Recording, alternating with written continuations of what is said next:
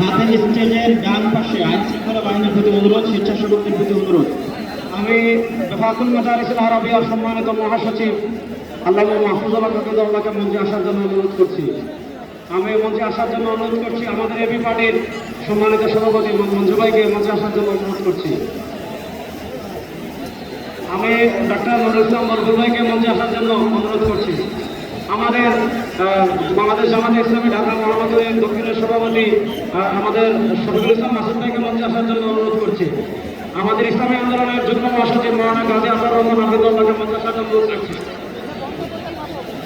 মঞ্চের বাম পাশের ভাইদেরকে অনুরোধ করবো, আপনারা ভিতরে আসার চেষ্টা করবেন না। আমরা আজকে ফিলিস্তিনের পক্ষে এখানে আসছি। ফিলিস্তিনের পক্ষে আমরা আছি না না ইনশাআল্লাহ? গাজার মুসলমানের পক্ষে আমরা আছি না না ইনশাআল্লাহ? এই যে আমার প্রিয় যুবক ভাইয়েরা, এই যে free free Palestine, free free Palestine. জনগণের পাশে দাঁড়াতে আজকের এই সমাবেশ কেবল প্রতিবাদ নয়, এটি ইতিহাসের স্বপ্ন ধরে আমাদের জোড়া একটি অঙ্গীকার।